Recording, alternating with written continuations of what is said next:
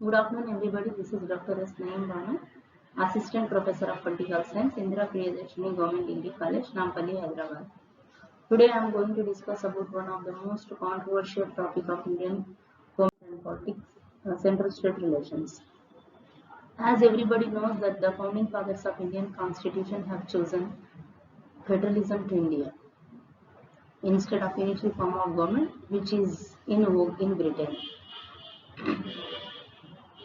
What was the thing that made the Constitution fathers so as to choose the federalism? The answer to this question is very easy, as because of diversities that force the founding fathers of Indian Constitution so as to choose federalism. One thing I want to say that they borrowed the concept of federalism not from America but from Canada. So we have been following federal form of Canada, where the central government is more powerful than the states. But whereas in America, which has been following federalism in its pure form throughout the world, where the states are more powerful than the center.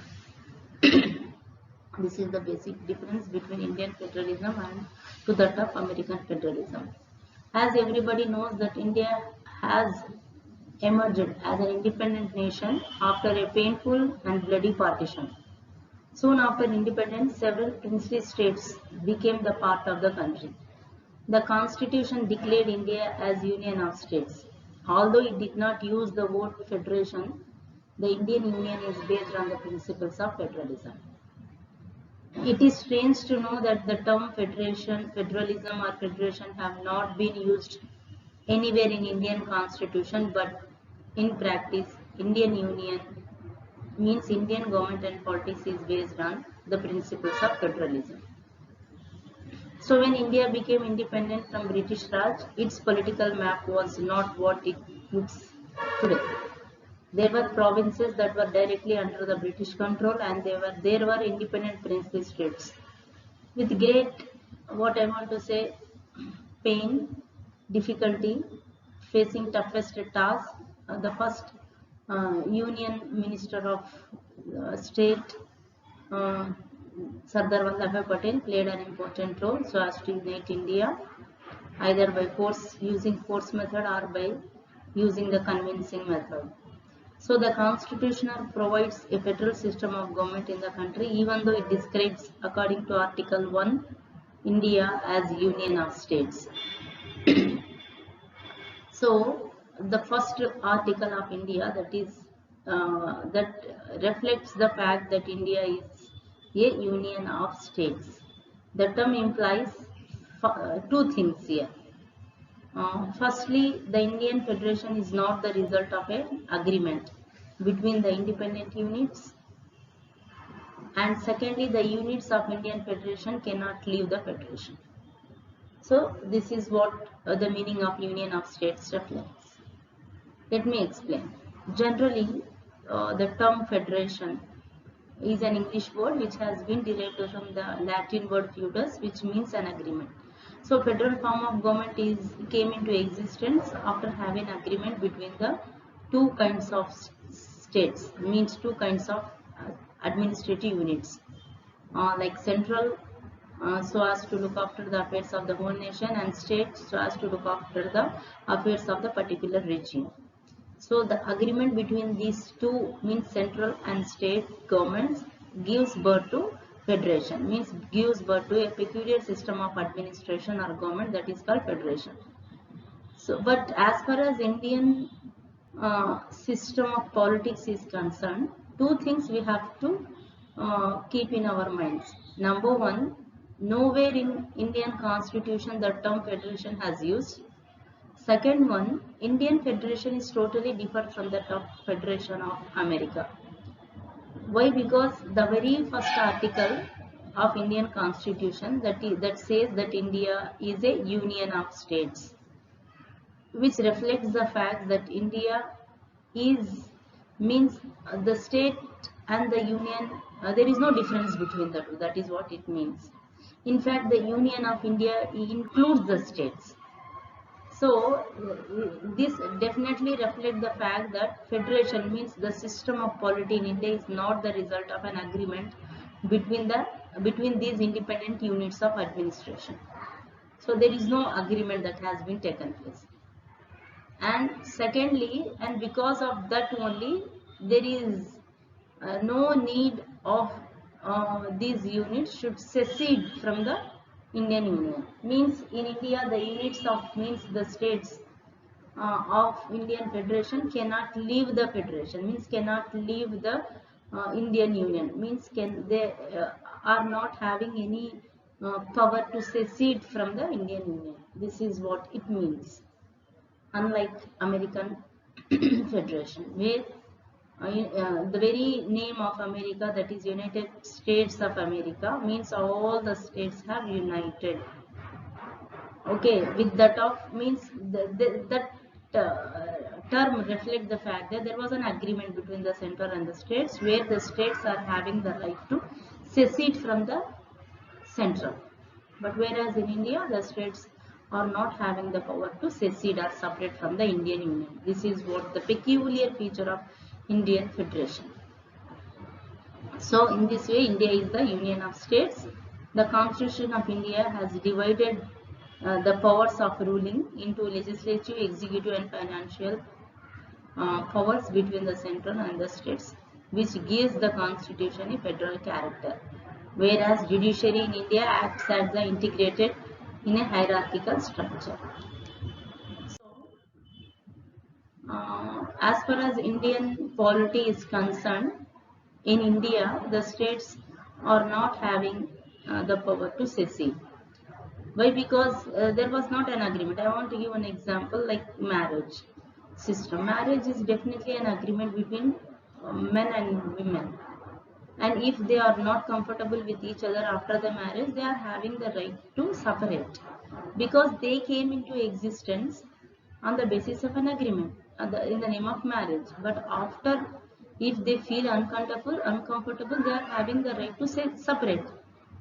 So here agreements matter between the two. In the same way here, as far as Indian case is concerned, there was no agreement between the central and the states. That's why there is no, what I want to say, no issue of getting separation from the union. And that is the reason why Indian government right from the beginning, means during Khalistan's, what I want to say, agitation made by these Sikh people in Punjab during 1960s, even up to 21st century in northeastern states or even in Jammu and Kashmir, where the people have been involving themselves in getting separated from Indian Union. But Indian government right from the beginning have been using force so as to stop that kind of agitation, which are going to give results for the separation. Because of the fact that the very nature of Indian Constitution says that in India, states are not having any right to secede, means separate from the union. And that is what Article 1 says. As far as the federal character of Indian polity is concerned, peculiar things we are going to see. Why? Because according to some scholars like K.C. Ware, who used to say that Indian Federation is quasi federal. Quasi federal means a partial federal. What I want to say, Indian polity is partially federal. It means that when we say that Indian Federation is partially federal, means we are giving the chance for the other system, means unitary system, to exist. This is what happened as far as Indian Federation is concerned, and that is the reason why it has been said, there was a great saying for Indian polity, that Indian government is what I want to say, unitary in spirit but federal in form. Why? Because most of the features of Indian Constitution are having the features of unitary, like single citizenship, strong center, all India services. Okay, so what role of governance. So all these features makes India unitary in spirit. But as far as structure is concerned, the federal features also we cannot deny the fact that in Indian system they play an important role, like bicameralism, division of powers, supremacy of the Indian constitution.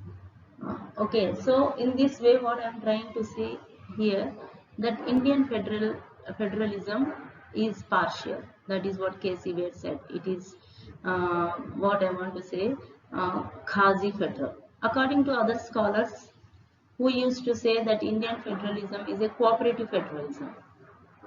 Some used to say that Indian federalism is more central towards union rather than the states, means more union centric federalism, means which means that more powers have been given to the central government rather than the states.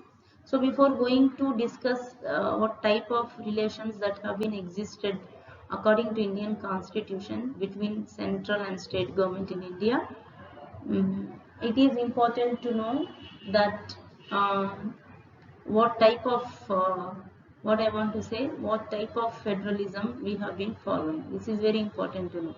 So in this way we can say that in India we are having both the features of central, means this unitary, as well as federal features.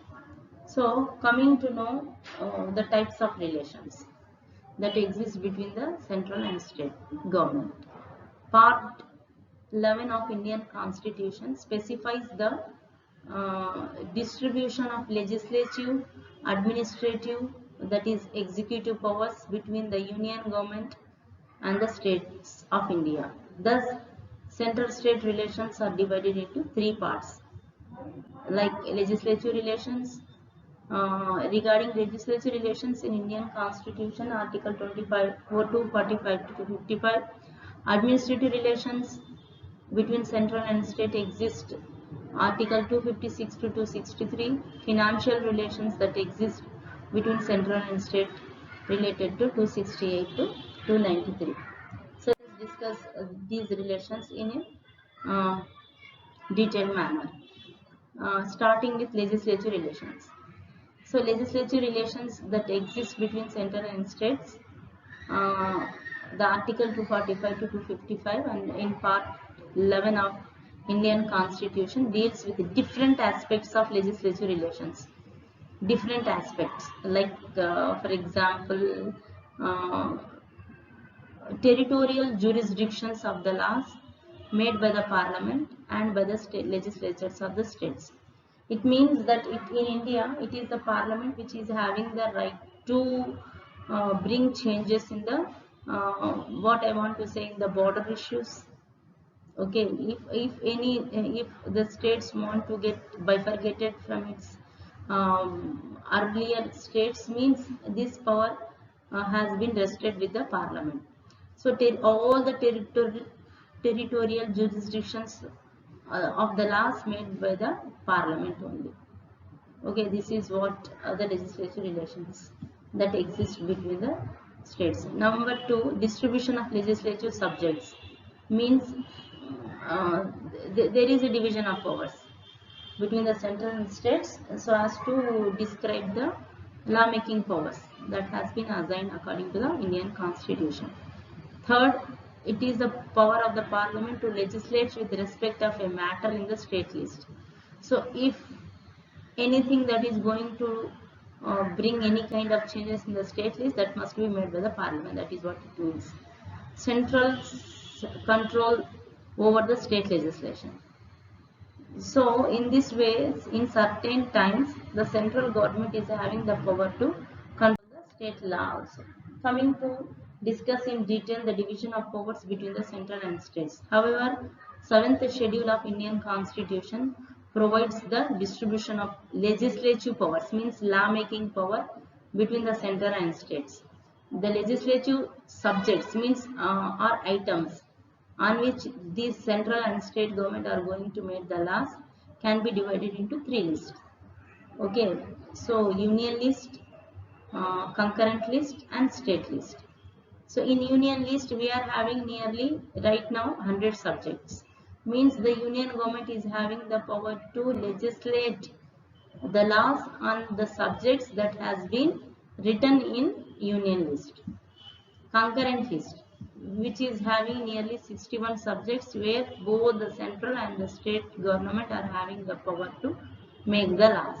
State list, which is having 52 subjects, where state government is having power to make the laws. So at present there are 100 subjects in the union list, which includes the subjects such as foreign affairs, defense, railways, postal services, banking, atomic energy, communication, currency, etc. So these are the subjects where the central government, means the parliament, is having the power to make the laws, and those have been implemented throughout the country. However, as far as the state list is concerned, there are nearly 61 subjects. This list includes the subjects such as police, public order, roadways, health, agriculture, local government, drinking water facilities, sanitation, etc. So on all these subjects, only the state government is having the power to make the laws. Coming to know concurrent list, which is having 52 subjects, such as education, forest, protection of wildlife, birds, electricity, labor, welfare, criminal law and procedure, civil procedure, population control, family planning, drugs, etc. All these subjects, both the central and the state government are having the power to make the laws. This is what the law making relations between central and states.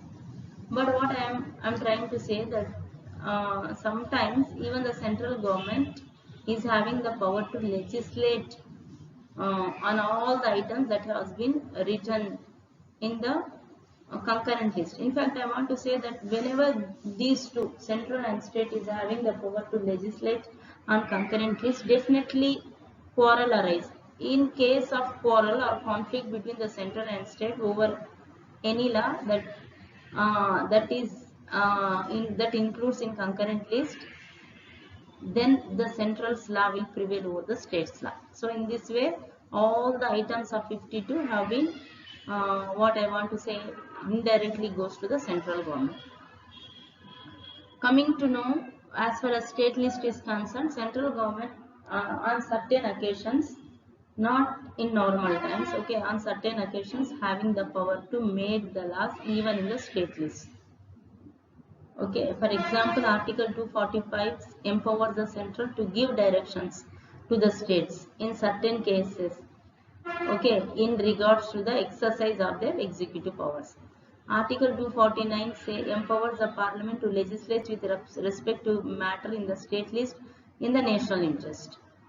Under Article 250, the parliament becomes empowered to make the laws on the matters related to the state list when the national emergency, means Article 352, is in operation.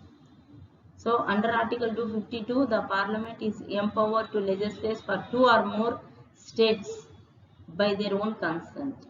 So in this way, what I am trying to say, that the central government is having are already having more powers when compared to the state. Or concurrent list, means nearly 100, and concurrent list 52 items all been goes to central government only indirectly. Third, certain occasions like emergencies, okay, like whenever the states themselves ask, and parliament is having the power to legislate on any item, but that should be related to national interest. So in this way, as far as legislative matters are concerned, central government is more than the state government. Coming to know one of the important powers that has been assigned in India to the central government. Those are called residuary powers. Residuary powers are those powers or subjects that has not mentioned in any part of Indian constitution or any 3 lists. Those are called residuary subjects or residuary powers. However, many provisions in Indian constitution outside these lists permit the parliament or state assembly to legislate. Excluding the provisions of the constitution outside this list according to Article 245. The power to legislate on such subjects rests with the Parliament exclusively, according to Article 248. So Article 248 of Indian Constitution indirectly empowers the Parliament to make laws on all those items which have not been mentioned in the Constitution, means which have been reserved during calamities, during emergencies. Okay, at that time Parliament in India has the power to legislate on the residuary powers. Residuary powers means those powers which have not been mentioned and those have been kept aside as reserved. These powers have also called as reserve powers. So in this way, what I am trying to say that in India, central government has become more powerful than the states. But whereas as far as America is concerned, where the residuary powers have been assigned to the states governments, and that is the reason why states are more powerful than the central in America. In case the above lists are to be expanded or amended, the legislation should be done by the Parliament under its constitutive power, according to Article 368, with the ratification by majority of the states. So in this way, federalism is the part of basic structure of Indian Constitution which cannot be altered or destroyed through constitutional amendments under the constituent power of the Parliament without undergoing judicial review or by Supreme Court.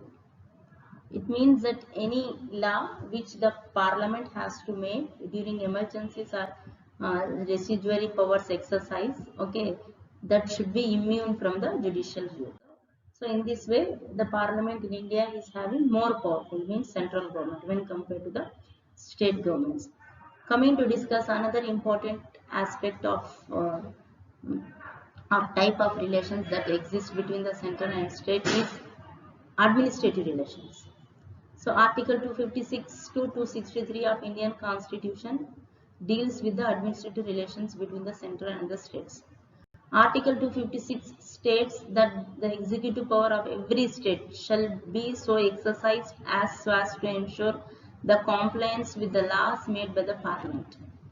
And any existing laws which apply in that state or executive power of the Union shall extend to the giving of such directions to the state as may appear to the Government of India be necessary for that purpose.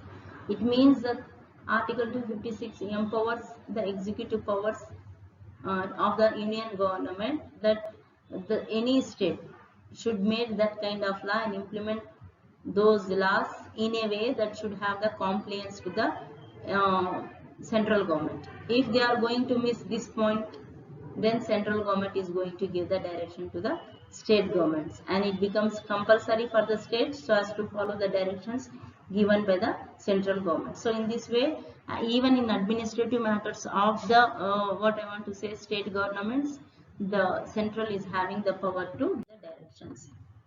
So cooperation between the center and state is very important. So as to create cooperation between center and state, the constitution laid down certain provisions so as to secure the cooperation and coordination between the center and states. And those provisions includes Article 261 states that the full faith and credit shall be given throughout the territory of India to the public acts, records, judicial proceedings of the Union and of every state. It means that in the name of the nation, what I want to say, unity, integrity, okay, the Indian government is having, means Union government is having the power to make the laws, acts, records and judicial proceedings for the sake of what I want to say, the territorial integrity of India. According to Article 262, the Parliament may by few adjudications, means by law, provide for the adjudication of any disputes or complaints with respect to the use, distribution and control of the waters or in any interstate river or river valley. It means that Article 262 empowers the Parliament, okay, to solve the disputes that has been arisen between the states as far as river water dispute is concerned. Article 263 empowers the President to establish an interstate council So from time to time, the president has to establish an interstate council so as to inquire into and advise upon the disputes between the states, to investigate and discuss the subjects in which some or all of the states are union or one or more of the states have a common interest. It means that for every year, the president, whenever I can say, whenever the disputes that has been arisen between the states, either territorial matter or what I want to say, mm, river water disputes or border issues, then the president has the power according to Article 263 to establish interstate councils so as to inquire the problem and solve it. As per Article 307, the Parliament may by law appoint such authority as it considers appropriate for carrying out the purpose of the Constitution provisions related to interstate freedom of trade and commerce. This Article 307 article empowers the Parliament to establish or to make the provisions which has given the freedom of trade and commerce among the states.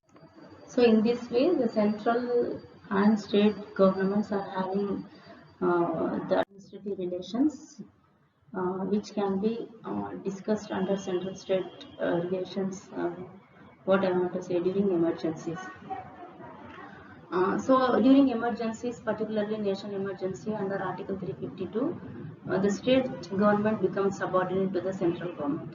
All the executive functions of the state come under the control of union government. This is what called presidential means in Article 356. During state emergency, the president can assume to himself all or any of the function of the government of the state and all or any of the power vested in the exercisable by the governor or authority in the state other than the legislature of the states. So what I am trying to say that during emergencies, the central state relations definitely reflects the fact that all the powers have been exercised by the central government over the state government. And during nation emergency, not only the parliament but also the executive powers have to be what I want to say exercised by the central government. During financial emergency, Article 360 explains that the union may give directions to any state so as to observe such canons of financial property as may be specified in the directions, and to the giving of much other directions as the president may deem necessary and adequate for the purpose. So in this way, during all the emergencies, either national emergency or state emergency or financial emergency, the upper hand will definitely be on the part of the central government. Coming to know another important aspect of administrative relations between the central and the states is the appointment and the role of the governors. Appointment of the governors is the responsibility of the central government through president. It is the president who is going to appoint the governor, and also it is the president who has the power to remove the governor. So, but in reality, governors are supposed to work in the states. Governors are generally not the residents of the particular state to which they are going to appoint. So it is very important that the central government should have the constitutional machinery in the state whenever breakdown. Article 356 allows the state of emergency that dissolves the state government and establishes a presidential rule. No emergency at the central can be dissolved by the union government, but on the advice of the governor. So here, during the usage of Article 356, governor played an important role in what I want to say, imposing of 356 article, because after getting the written letter from the governor, then only the president has the power to impose the president's rule in the states. However, the misuse, there was a chance that Article 356 will be misused. So misuse of Article 356 was rampant in the decades following its adoption during Mrs. Gandhi's rule. In 1991, the Supreme Court passed a landmark judgment acknowledging the misuse of article and establishing principles for union government to follow before the state emergency can be invoked. This is how the Supreme Court played an important role so as to stop the union government's domination on the states. The lieutenant governors of union territories of India are designed in a way that they should act as administrators and appointed by the president on the advice of the union government. Lieutenant governors can override local government policies only after taking the parliament consent. This is how the governors play, in fact, as the agent of the central government. They played an important role as a middleman between the state and the central government as far as administrative matters are concerned. Coming to know, third and the last important type of relations that exist between the center and the state is financial relations, which is very important. So the constitution deals with the central state financial relations from article 268 to 293 part 12 of Indian constitution. These are regarding the matters of allocation of taxing powers. So as far as tax is concerned, it is the central government which makes the taxes, which impose the taxes. The constitution has provided the union government and the state government with the independent source of revenue. Means both governments are having their own independent source of income. It allocates the power to the central, sometimes to the states of taxing powers in the following way. The parliament has the exclusive power to levy the taxes on the subjects mentioned in the union list. The state legislature has exclusive power to levy the taxes on the subject mentioned in the state lists. Both parliament and the state legislatures are empowered to levy the taxes on the subjects mentioned in the concurrent list. So in this way, both the central government and state government are having independent source of income where they are having the power of power to exercise. The parliament has exclusive power to levy taxes on the matters related to residuary subjects also. Residuary powers means which have not mentioned in the 3 list of Indian constitution. Tax revenue distribution. However, in case of tax revenue distribution, Article 368 states that the duties are levied by the union government but are collected and appropriated by the states. Means sometimes the central government, according to Article 268, which empowers the union government to impose levy the tax, means it is having the power to impose the tax, but collected and appropriate means used by the state governments. Service tax, for instance, levied by the union, collected and appropriated by the union and the states. This is one type of tax, service tax, which was levied by both central and the states and appropriated by both central and the states according to Article 268A. Taxes levied and collected by the union but assigned to the states. Article 269 explains that there are certain types of taxes which have been levied and collected by the union but assigned to the states, like railway fares, etc. Taxes levied and collected by the union but distributed between the union and the states, Article 270 says. Surcharges on certain duties and taxes for the purpose of union, that is totally assigned to the union government according to Article 271. Under Article 275, the Parliament is authorized to provide grants in aid to any states, as Parliament may determine to be in need of assistance, and different sums may be fixed for different states. So according to this article, it is the Parliament which is having the authority to provide grants in aids to the state government based on the need of the states. So grants in aid is that type of fund where the state is not supposed to return the amount to the central government, and it is again the Parliament which is having the power to authorize or provide grants in aids. Article 282 says that union and the states may make any grant for any public purpose, notwithstanding that the purpose is not one with respect to which Parliament or the legislature of the states, as the case may be, may laws. So under Article 352, during the operation of national emergency, the distribution of revenues between the central and states can be altered by the president. So it is the president who is having the power to alter the distribution between the central and the states, means alter the rules of distribution of finances between the central and states during emergencies. So again the power has been rested with the president, means central government. Under Article 360, during financial emergency, the executive authority of the union government gives directions to the states so as to observe such canons of financial property as may be expected. So in this way, what I am trying to say, that as far as financial relations between the center and state is concerned, it is the center which is having the upper hand. So this is what the relations that exist between the central and states, either financial relations or administrative relations or legislature relations. But in practice, what I am trying to say, that the relations, whatever that is there in theory, when comes to the part of practice, it is definitely going to affect the whole Indian polity.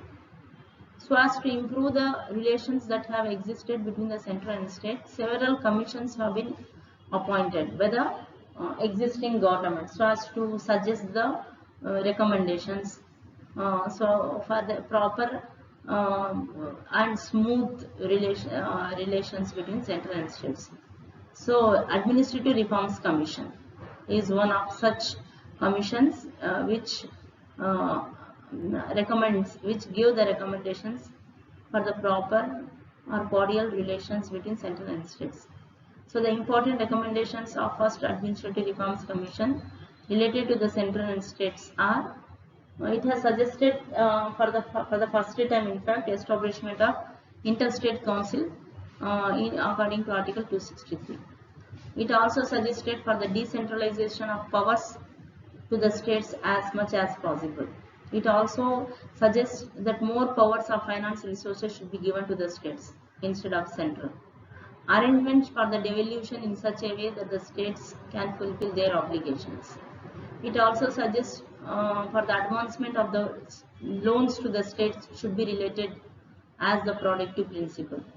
Deployment of central armed forces in the states either on their request or otherwise. So this is what Administrative Reforms Commission has suggested. Lastly, that the deployment of central forces in the states should be made only on the request of the states.